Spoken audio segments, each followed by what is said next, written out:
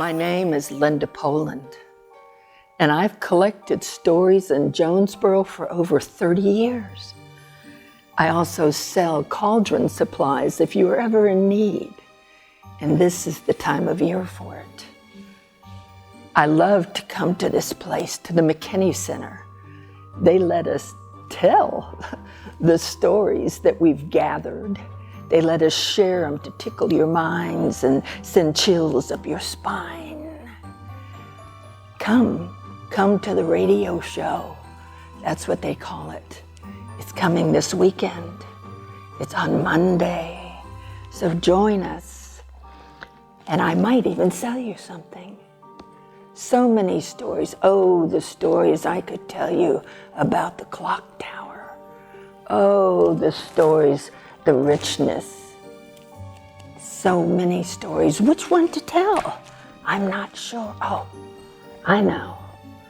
The town historian Miriam Delaney and I used to sit up in the top of Sisters Row.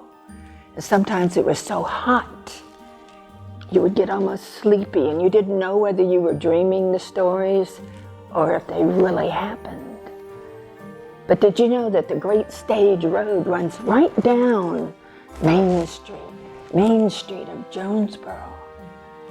And this little bitty tidbit is about the stagecoach, the Great Stage Road. You see, back in the time of the coaches, there was a group of boys that always loved to stand right on the corner coming around into the main street. They'd hear the sounding of the horn of the stagecoach coming, and they would gather, for they played a game. They played a game of who was the fastest, who was the strongest, who would get the delightful treat. For you see, hard candy, back in those days, was considered to be a real treat. So they would take and gather, and they'd hear that horn as it whistled through the air, and they'd wait, and they'd hear the thundering pounding of the horses as they came around and hit Main Street. It was dirt then, packed dirt. And the clouds would billow behind the coach, and those boys would start to run. They'd be eating the dust and the dirt. There was one boy, Benjamin. He wasn't the biggest, but he was long and sinewy, and his arms seemed to be able to stretch, to go out and catch the bars on the back of that stagecoach. And he would pull himself up and get up on top of the stagecoach where the baggage was. And the drivers would laugh and laugh because he had a special laugh. And he also sounded croaky. His voice was changing, so they always knew it was Benjamin. Many of the other boys won sometimes, but usually it was Benjamin, those long, sinewy arms. And they knew the feel of his weight as he came up the back of the stagecoach. And he would sit and he would be huffing and puffing from the exertion. And then he would laugh his laugh. And when he'd speak, it would croak out his voice. His Adam's apple went up and down. And the driver would reach in his pocket and pull out the prize of the hard candy. Well, one day, after many storms that had been through the area, the stagecoach sounded its horn, and horses came beating the earth coming around the corner. And the driver looked. Where was that gaggle of boys that was always there? Where were they? And they drove on down Main Street, getting ready to take and change out the horses, when all of a sudden they felt it.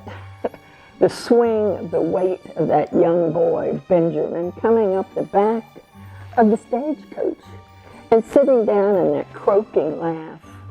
The driver reached in his pocket to hand that piece of hard candy, but no one took it.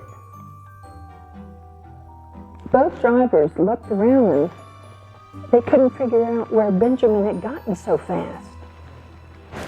Where was the boy? Oh, he was probably laying down flat where they couldn't see him because of the luggage. And they pulled in to change the horses. And they got down and they said, all right, Benjamin, come on, Benjamin. Holding up, waving that prize. But no Benjamin. They couldn't figure it out. And then they saw a couple of the boys. And they said, where did Benjamin get to so fast? The blood went out of the boys' faces. They were so pale. And he said, what's wrong with you boys? I'm trying to give Benjamin his prize. He was the first one to get on the coach. Couldn't have been Benjamin, sir. No way. He's been in the ground for 3 days. A fever came through because of those storms. Benjamin's dead. The driver said, no, y'all are playing a game. It ain't no game, sir. Benjamin's gone. And the boys disappeared into the alleyway. The drivers looked at each other, and a chill went up their spine. They knew they heard Benjamin. They took care of their horses, and they walked off sadly towards the tavern.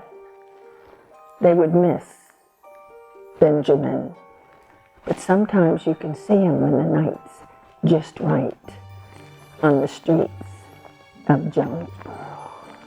Bye from me, bye from me.